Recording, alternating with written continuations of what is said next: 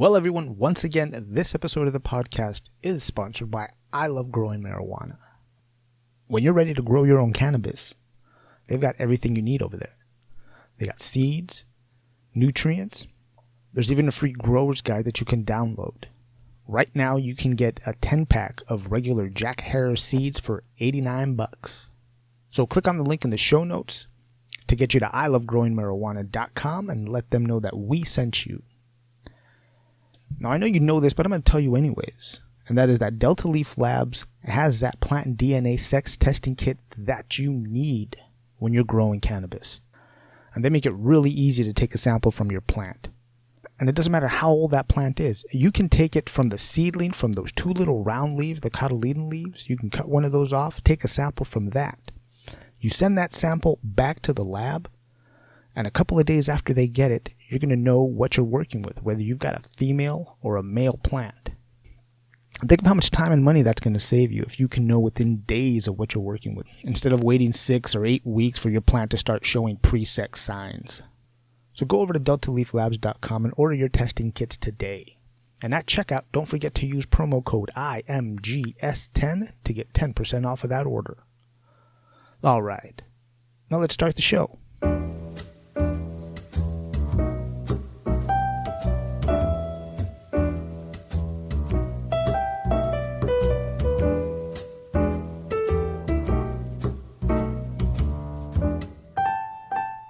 Welcome back, brothers and sisters. This is the In My Grow Show, the podcast dedicated to taking the mystery out of cannabis. As always, I'm your host, Alex, and I want to thank you for listening to show number 51. And I'm really sincere about that thank you. You know, I know I say this jokingly sometimes, that without you, there is no us. But it's really true, man. Because without you taking the time to listen to the show, it's just me out here talking to the air. So thank you very much for listening. Whether this is your first time or you've been listening since show number 1, either way, I appreciate you taking the time. So today I'm going to wrap up the Pest of the Week series with our friends, the Thrips. Also a little later, I'm going to play for you a conversation I had with Derek Gilman. I've been watching his videos for a couple of years now, and I got a chance to sit down and talk a little grow with him.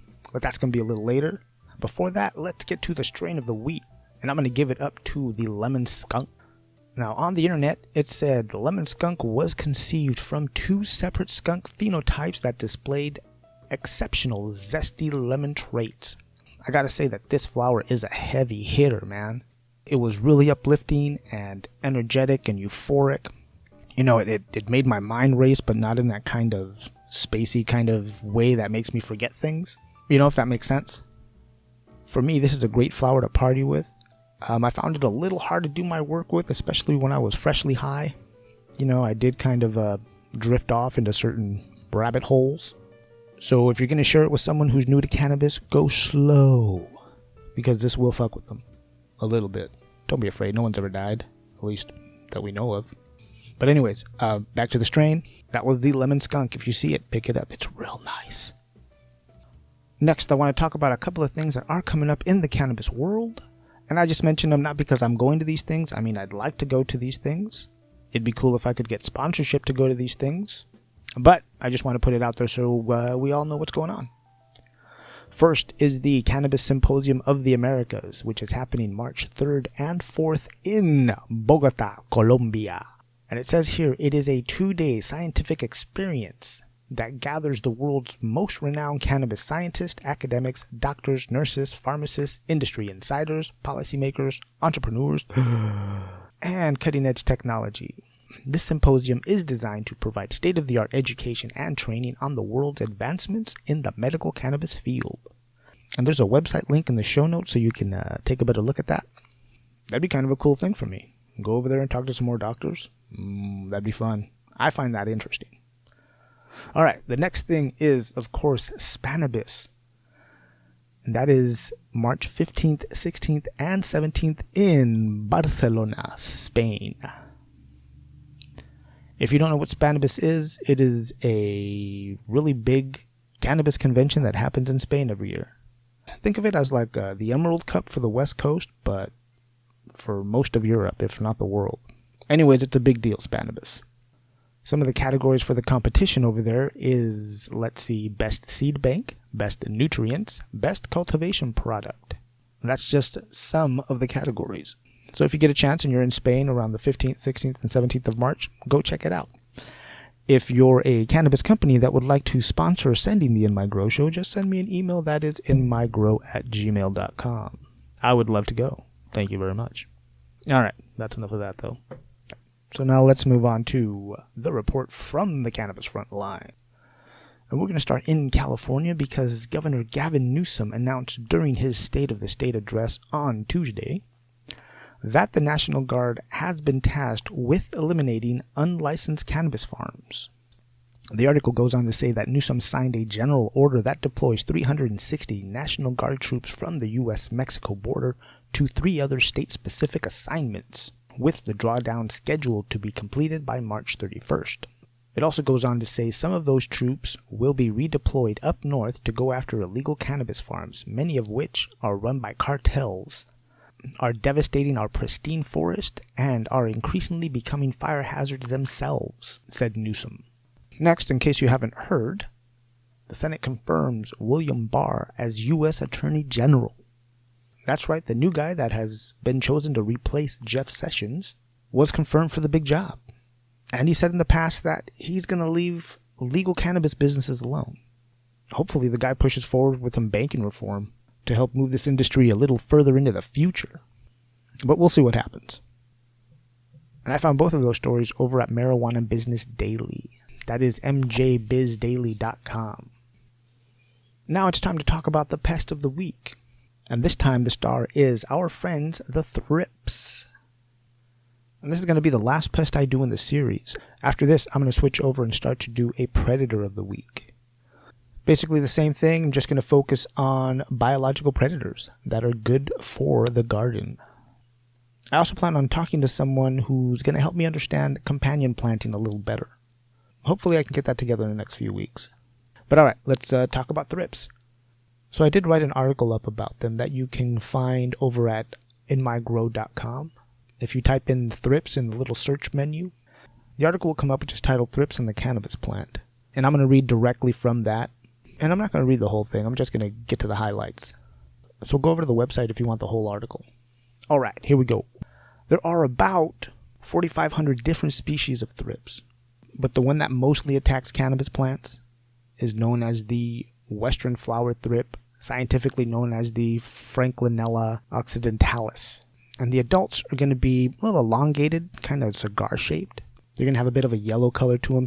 Sometimes they'll also have some dark markings on them, black or dark brown. Now they have wings, but they don't really use them to fly. They use them more like to glide or to drift on the wind. That's how they really get around from plant to plant. Aside from crawling, obviously. Now the adults are going to have about a 20 to 30 day lifespan. And during that time, the females will lay anywhere from 2 to 10 eggs a day. Yeah, they really love to lay those eggs. And the best place to find those eggs is either wrapped inside the little tight parts of the bud or on the underside of the leaves. And like most pests, they really do enjoy the warm weather. That's why they love indoor grow operations. The temperatures are constant. Because when it's 70 degrees, that life cycle of egg to adult for the thrip is only 19 days. That's how long it takes them to get to be an adult. But when the temperature goes up to 75 degrees, that cycle could take as little as 13 days. So that's why I say most pests really do enjoy warm weather. And the thrips are one of those sucking pests. They're there to suck the sap, that life juice out of your plant. And when they do that, they leave these little, dead spots. It's called stippling, which when it gets bad enough, it does interfere with photosynthesis because thrips are also sucking out the chlorophyll at the same time. And the more dead spots you have, the less spots there are for the plant to actually, photosynthesize. Another sign of thrips is that they're going to leave behind their frass, their poop, which is going to look, it kind of looks like coffee grounds when you look at your plant. Another reason why we don't want the Western flower thrip is because they've been known to carry certain viruses. And one of them is the tomato spotted wilt virus.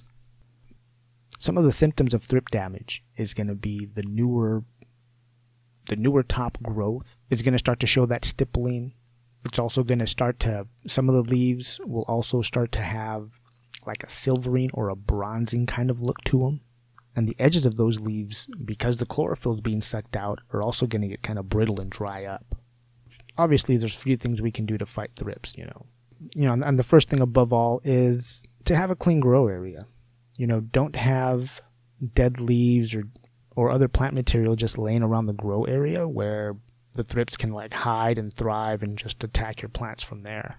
If you do suspect thrips, a good way to check is to get a white piece of paper, put it underneath some of the leaves or a branch, and then shake that branch. If you have thrips, they'll fall off onto that piece of paper, and you can tell because they'll be wiggling around on there. And then get yourself some kind of magnification, a jeweler's loupe, 60% magnification, and take a look at them. And make sure that what you're fighting are thrips, because a lot of different pests cause the same kind of damage to your plant. And you want to make sure you're fighting the right pest. So identification is key, not just with thrips, but with any pest. You can also use the yellow sticky traps to fight them and find them. Because once they're stuck on there, you can take that yellow card and take a better look at what you have crawling around in your garden. Neem oil is a good foliar spray to use against thrips, since it does strip away that top waxy layer, the cuticle layer from the insects. It doesn't allow them to molt. They dry out and basically die. And of course, there's always the biological predators. A good one is the cucamaris, and they will target the western flower thrips, onion thrips, and broad mites. The cucamaris is a predator mite that feeds on the immature stages of thrips. It's also going to feed on the two-spotted spider mite, as well as other types of mites. Another good predator is the Hypoaspis miles, which is also a predator mite, and it likes to live in that top layer of soil where it can find the larvae of not just the thrips, but also the fungus gnats. And of course, we can't forget the beautiful general predator, which is the green lacewing. Now, the lacewing is going to attack not just the insects, like whiteflies, mealybugs, thrips, but also their eggs. So the lacewings are always good to have around. And that's just a little bit of advice I have for you in case you get thrips. Don't forget, go over to inmygrow.com, type in thrips in the search window, and that'll get you the whole article that you can read through and just, go back and reference it whenever you need to. All right, now coming up, I'm going to play that conversation that I had with Derek Gilman. And he is an expert grower. He's also the host of his own show called High Rollers that you can watch over at Green Flower Media. And in the spirit of full disclosure, Green Flower has advertised on the show before, but that is not why I got Derek on the show. That was just a lucky break, because I've been watching videos of him for a couple of years as far as, his growing advice. So when the offer was made to have Derek on the show, I jumped at it. And Derek was nice enough to invite me down to the Green Flower Studios to record this conversation and to also take a look at what he does over there, which was really cool to see because I enjoy watching his show High Rollers. So it was awesome to see, where all the magic happens, I guess you could say. But anyways, I'm going to take a short break, and after that, I'm going to play that interview I had with Derek. So hang tight.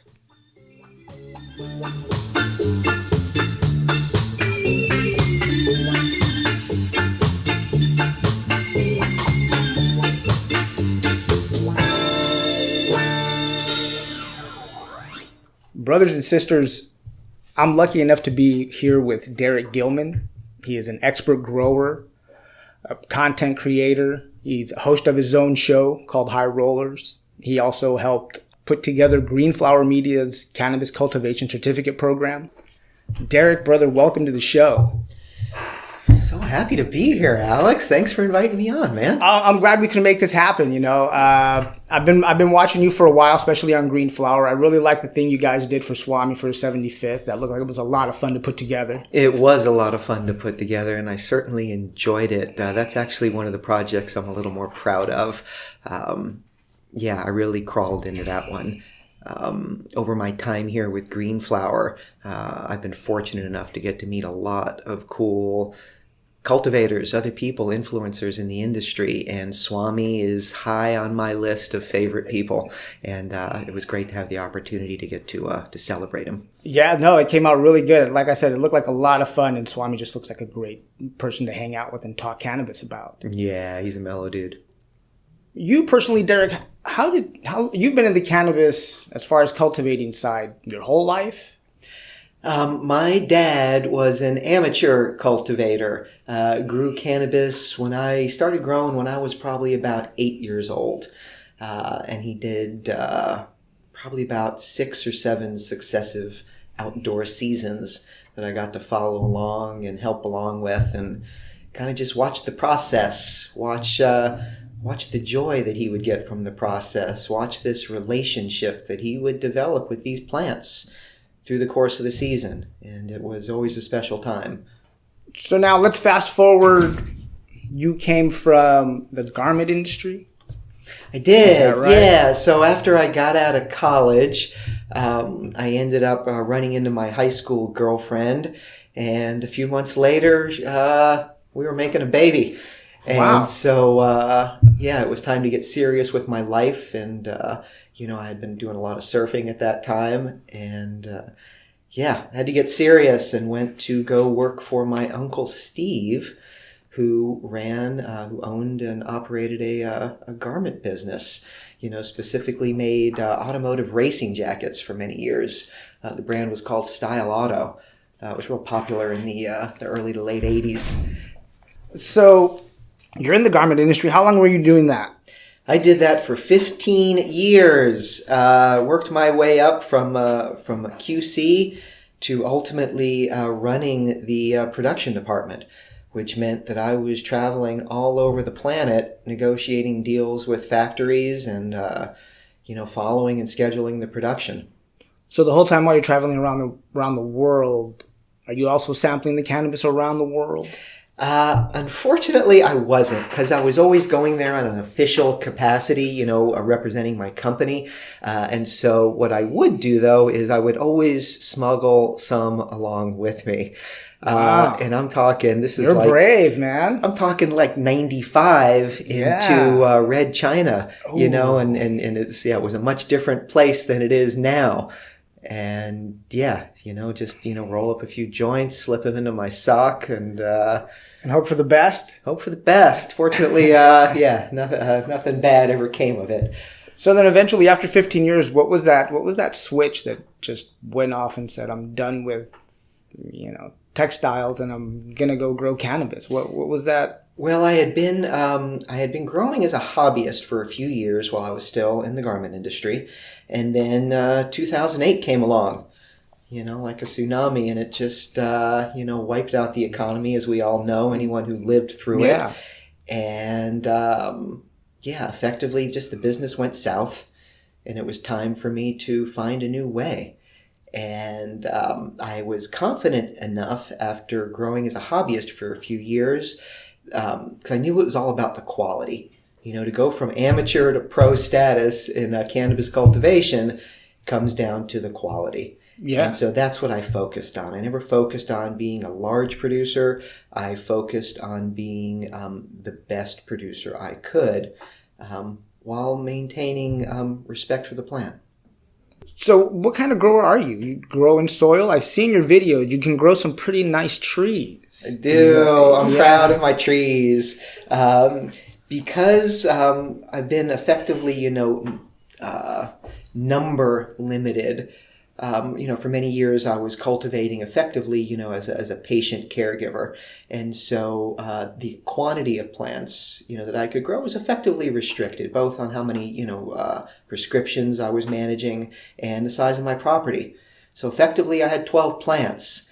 And what I did is I had taken all my production knowledge from the garment industry and applied it to my cannabis cultivation, and maximized what I could do with 12 plants, which effectively meant 12 trees.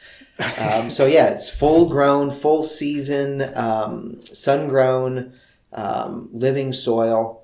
Sun grown meaning outdoors. Outdoors, yeah. So being outdoors, what's your IPM like? Do you companion plant, or how do you deal with the pests outdoors? So I haven't companion planted yet. I haven't done any companion cropping, though I intend to this upcoming season. What I have been doing is using all natural pest management and disease techniques.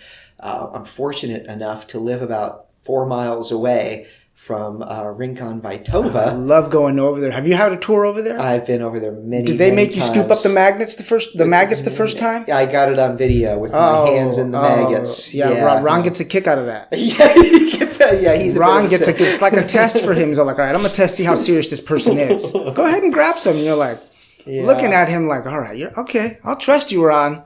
Yeah. So it sounds like you're familiar with Rincon Vitova. They're, this wonderful insectary with just a whole bunch of... There's a whole bunch of knowledge over there. Just like I said, it's a good time as long as you don't mind things crawling, flying, buzzing. But other than that, no, I had fun. I prefer the crawling and the buzzing over poisons and pesticides. Yeah, no, for sure. Given the choice. Yeah, for sure. Absolutely. Yeah, so I've been using them as a resource, for all my pest needs, which effectively means, green lacewings as a general predator, trichogramma wasps, as a parasite against the moth eggs and the caterpillars that hatch out of them. Sure. Outdoors, when do you harvest? How do you harvest? Are you looking at the trichomes? Are you looking at leaf color? Are you doing like Swami and getting the vibe from the bud? I haven't quite gotten to the Swami phase yet, where I'm asking the plant whether or not it's ready. When I first began, I had a loop. I have a jeweler's loop that I use. Yeah. And I was going and checking out the ripeness of the trichomes and how many of the trichomes were at various levels of ripeness, because they don't all ripen simultaneously. And I was looking for anywhere from 10 to 15% amber trikes, and the balance being, milky. And for the longest time, that's what I did. Over the years, my process has evolved a bit, because I've determined that each plant, I always grow from seed. I'm not using clones. And in that sense, every plant's its own unique individual. And each unique individual expresses itself differently. So is there a reason why you don't use clones? It's all right. You're ethical. It's an ethical reason, believe it or not. Right. No, I feel I sound a little nutty sometimes when I explain this to people. I don't believe in the wholesale farming and manipulation of any species. Huh. I don't think we have the right to, just because we can. I think that cannabis provides so much to us. This plant that provides food, fuel, fiber, medicine. This plant that I sprout from a seed and I care and I take care of, I will ultimately consume this. My patients will ultimately consume this. It will physically bind in our receptors and become one with us on the most intimate of levels. I don't feel right just because a plant has the ability to regenerate when you lop off a branch, or, I don't think it's the right thing to do. And that's just a personal thing. I lost where we were. As far as about the growing seed. On the clones or seeds. So I always start from seed. There's just something special about taking this little, appears to be a little stone or a pebble, and bringing it into existence. It's like giving birth to a certain degree. And again, when you're growing from seed, they're always unique individuals. So you get these wonderful nuances and characteristics that you wouldn't otherwise get with a clone. With clones, you get consistency. Right, that's the whole point of them. Yes, sure. And over time, over so many, a clone of a clone of a clone of a clone, I think some of that genetic potency gets lost as well. So getting back to harvesting, though. Getting back to harvesting, yes, that's where we were. So what I do is I look for a contrast in the plant. As the plant begins to ripen, I back off all fertilizers a couple weeks into flowering. So I'm not one of those guys. So speaking of fertilizers, what are you feeding the plants? Are you a super soil kind of grower? Do you use bottled nutrients, or how do you So I've been using the same soil now. This is going to be my 12th season coming up where I've been using the same soil in my 300-gallon containers.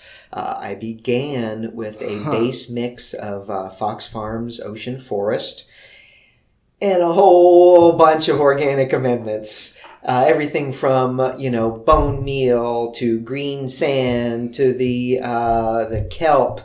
So you just re-amended at the end of each season? I did that consistently for 5 or 6 seasons, amending at the end of each season. And then I began testing my soil, and I realized that it was just overabundant in every nutrient. That that amending season after season was just more than was required and more than the plants were taking from the soil. And so after testing for a few years, I backed off the amendments and ultimately backed off fertilizing. This last season, I did not use fertilizers at all. So do you think it builds up because it's in a container and it doesn't have anywhere really to go except through the plant? I think the cannabis plant, generally speaking, depending on the variety and the cultivar, uses a whole lot less fertilizers than most people think are required.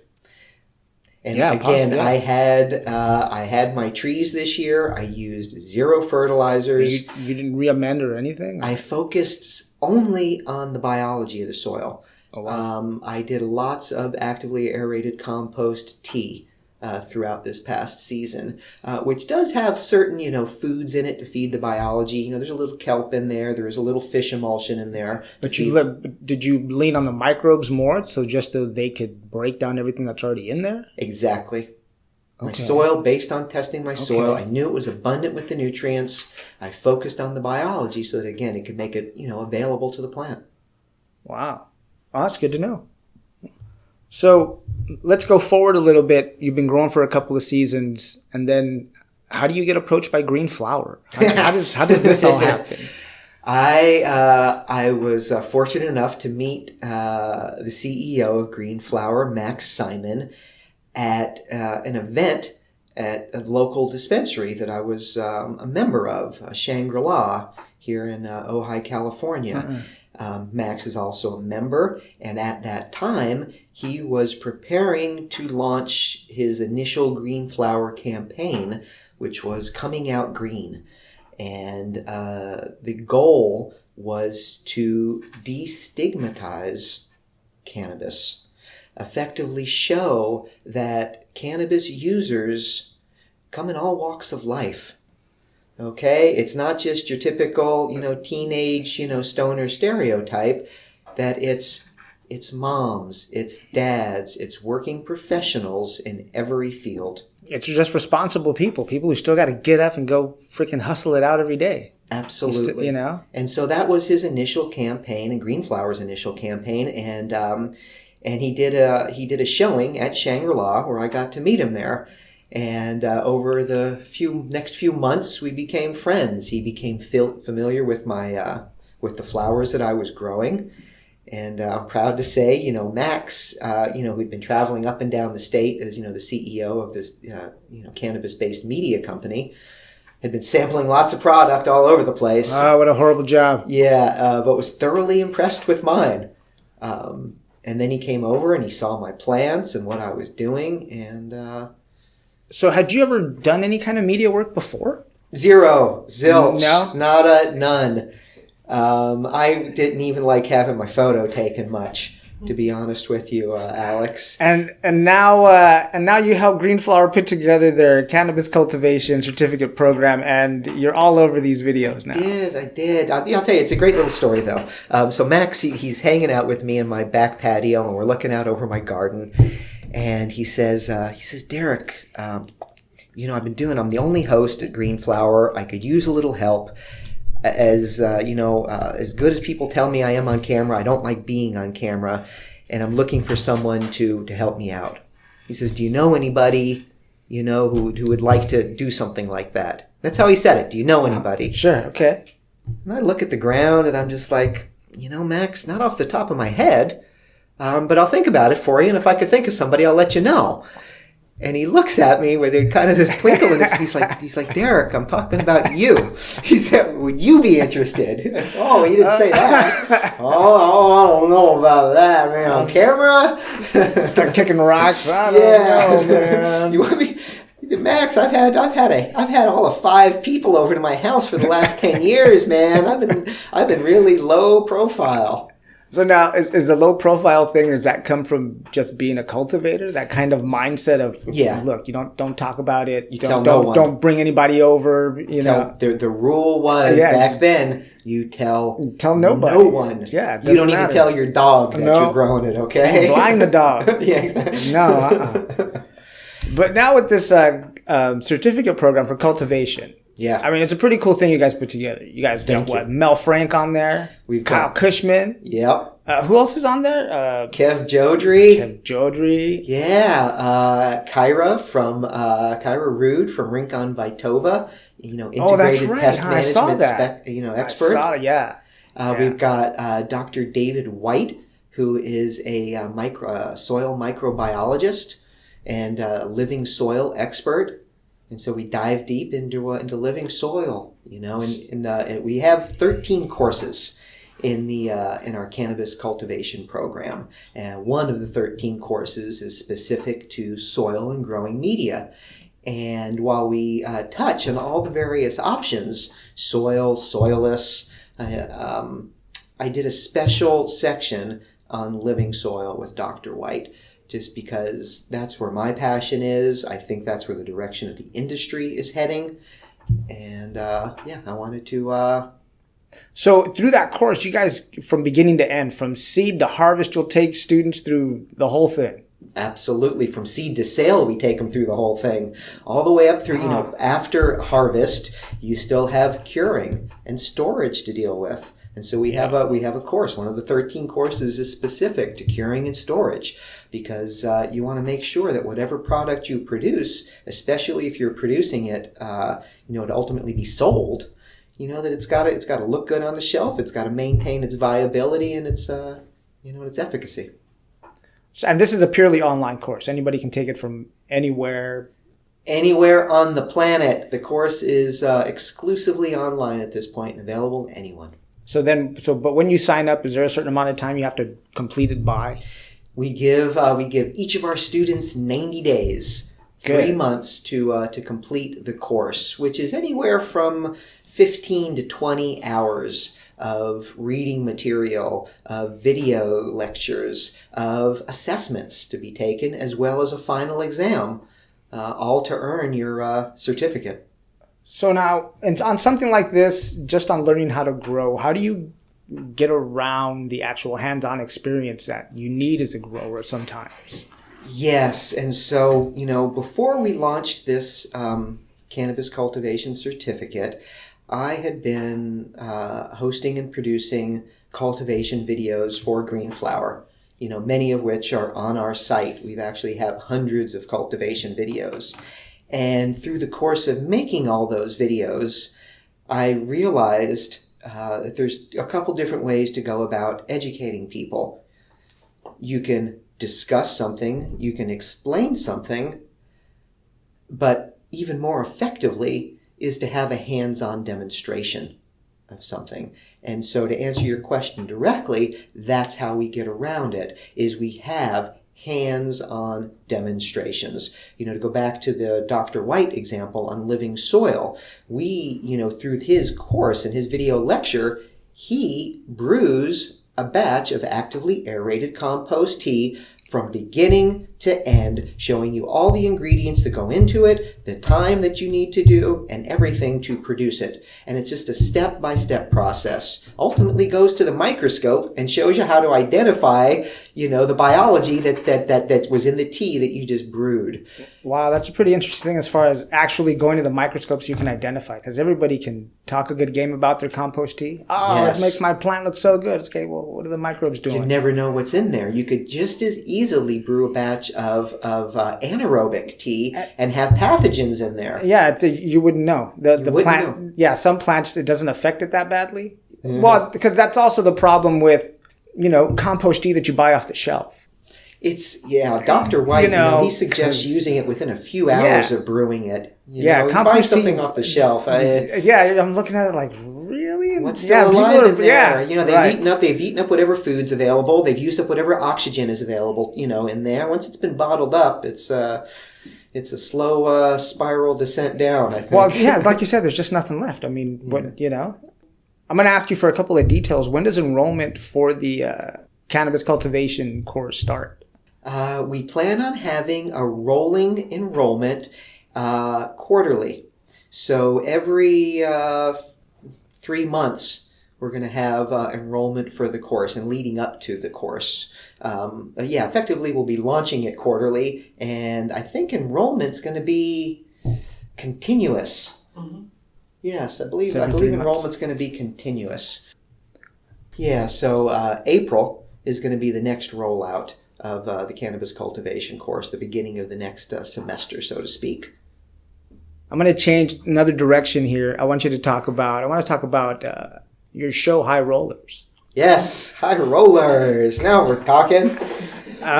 So as much as I love growing the cannabis, I'll tell you what I love a little bit more, Alex, and that's consuming of the cannabis. God bless you, brother. God bless you. And so... so you're on your second season. Yeah. Or you were telling me you're just starting to line up your second season. We're just getting ready to start the second season of High Rollers. High Rollers is a show that focuses on the details of the consumption, how to maximize your enjoyment of the experience, the tools, the techniques. I bring in various experts, people like Swami Chaitanya, Frenchie Cannoli, Kevin Jodrey, the Dank Duchess, people who are experts in their field.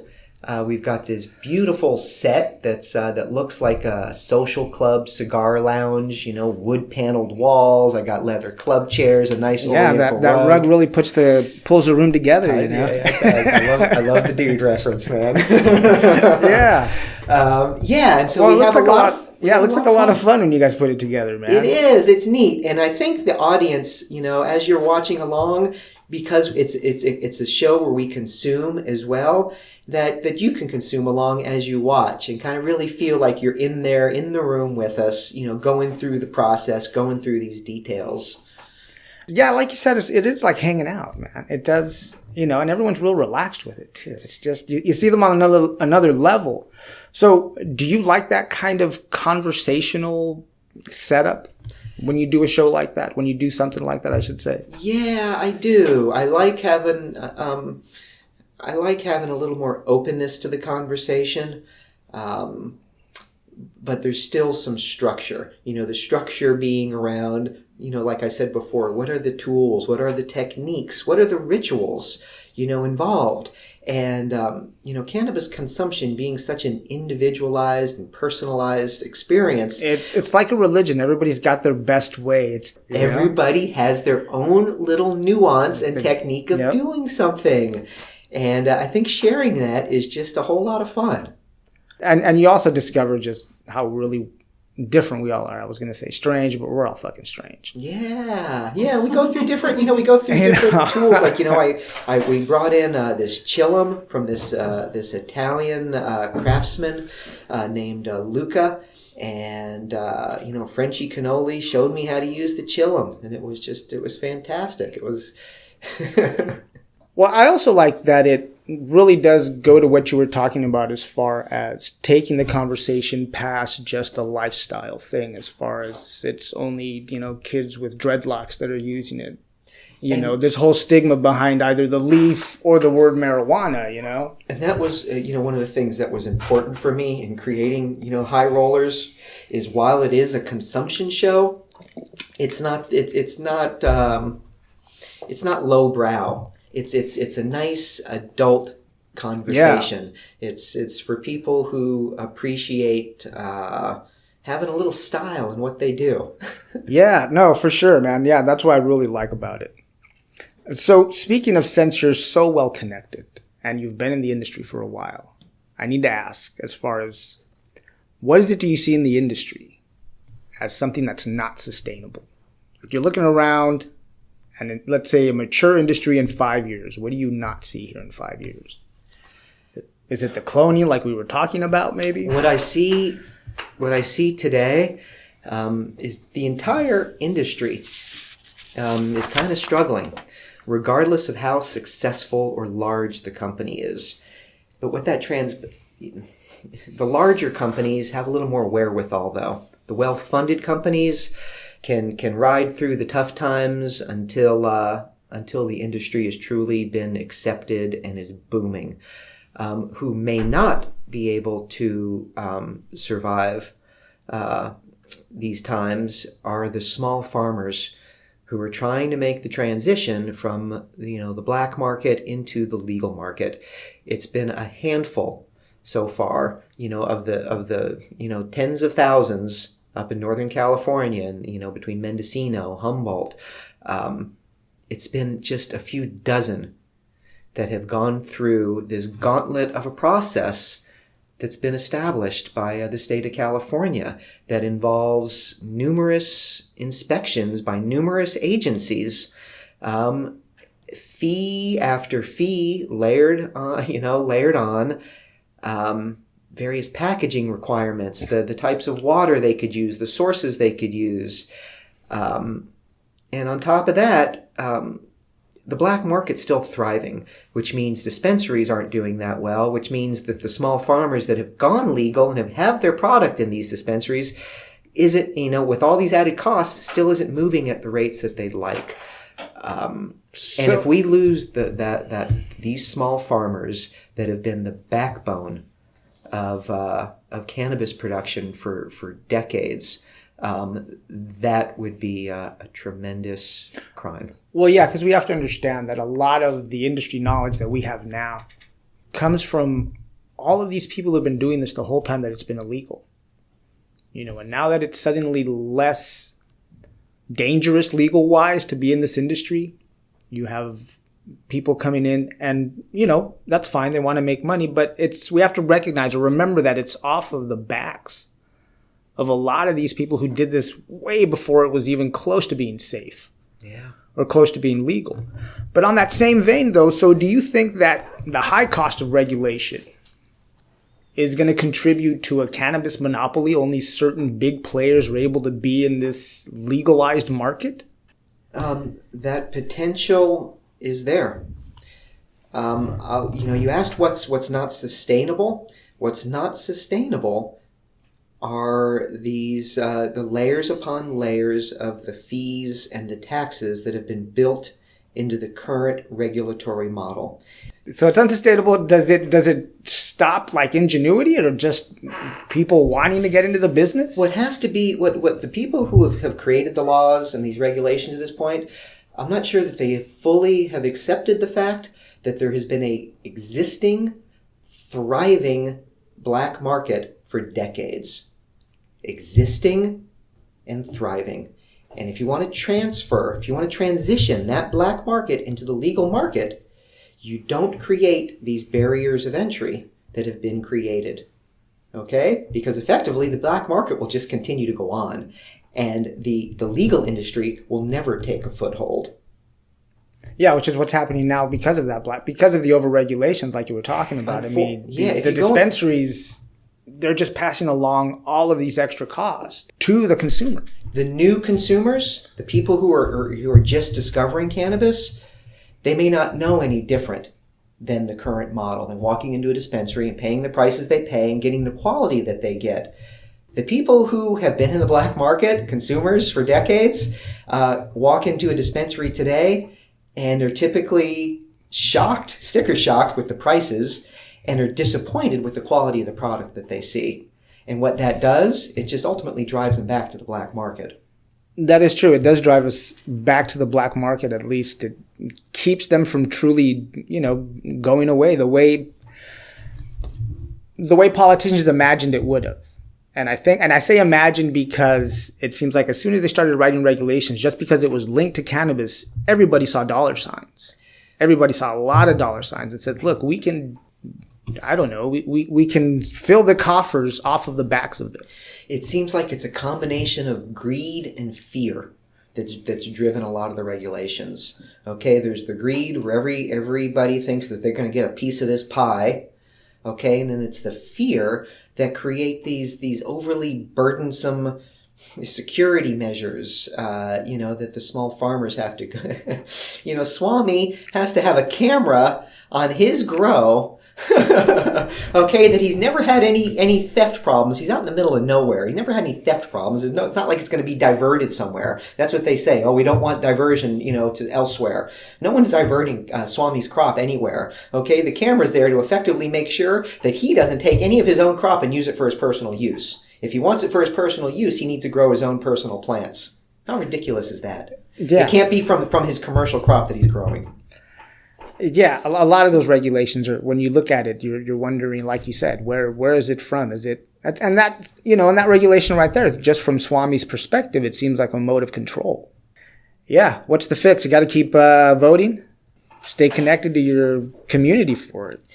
Yeah, well, the funny thing about economics is ultimately it balances itself out one way or the other. Either the legal market's going to realize that they need to reduce some of these fees and taxes that they've layered in, or they're just not going to make as much money as they think, and the black market's going to keep thriving. Yeah, it's something we have to think about. Well, Derek, I've come to the end of my notes, brother. Is there anything you want to talk about or mention before we go? I believe your audience are mostly gardeners. Is that right, Alex? Correct. Mostly home gardeners. Yeah, that's right. Develop a relationship with your plant. Understand that it is a living being. Understand that this plant is, if you intend to consume this, share it with your friends or loved ones, don't put poisons on this plant. Okay? Maybe it gets a disease, maybe it gets a pest. Look for natural solutions. Just, I have a lot of reverence for this plant. It does a lot for me. I can see the potential that it has to really change things on this planet. The plant has an ability to leach toxins out of the soil. It has an ability to, it's truly a gift and should be treated as such. That's some great advice, Derek. So how can people find you? How can people find Green Flower Media? You find us online. You go to green-flower.com. We have lots of fun and informative free content. Everything that covers health, that covers the science of cannabis, that covers how it works in your body, to how to consume it, to how to grow it, to investment advice, legal advice. We cover everything involving this plant, and we do it in a very fun and engaging way. The experts that we have curated for our platform are just the top in the industry. So if you want to learn more about cannabis, Green Flower is the place to go. There you go, folks. All right, everybody. I'm going to take a short break, and then I'll be back.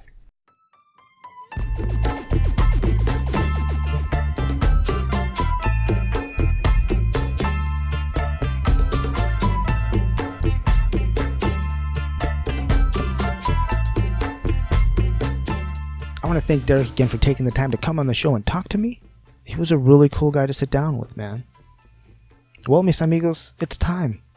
I've come to the end of my notes. That's all I've got for you today. If you have a question or comment about this episode, send me an email. That is inmygrow@gmail.com. Or you can find me on Instagram @inmygrow. And as always, if this show has enlightened you, educated you, or even given you a little escape from your day, go over to patreon.com/inmygrowshow. Help support the show financially by donating. Okay, all of that money I use for equipment, I use to pay hosting fees, and every amount is appreciated. $1, $2, $100, $1 million. Whatever you got, send it over. I'll gladly use it in a positive way. You'll feel good about yourself, trust me. Come on, how hard can it be? You buy a $3 latte every day. Alright, if you don't want to donate, you can go over to inmygrow.com, click on the support the show tab, and you can buy a t-shirt. And if you don't want to donate, if you don't want to buy a t-shirt, another easy way you can help support the show is by clicking on the Amazon link in the show notes before you go shopping. That just lets them know that we sent you and we get a commission. Now, if you can't support the show financially, don't worry about it. I get it.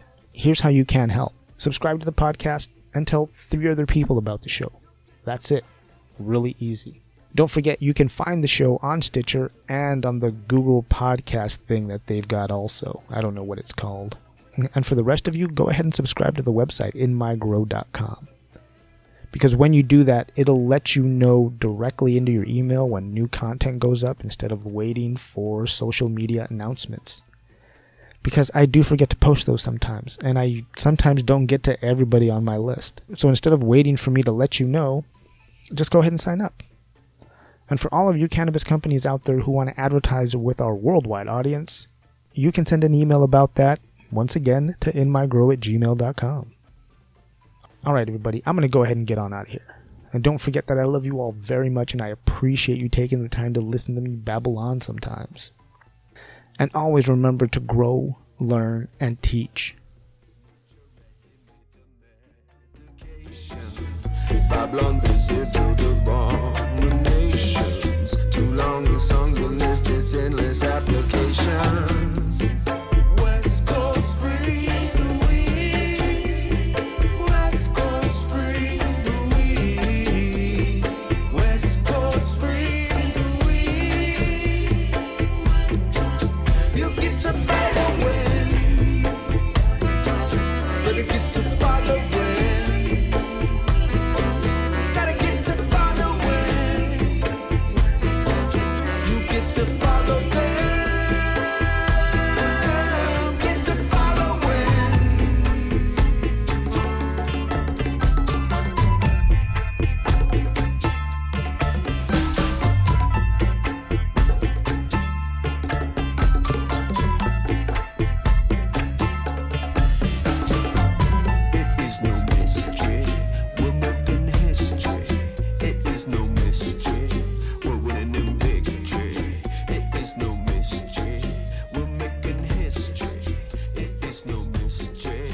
We're winning it.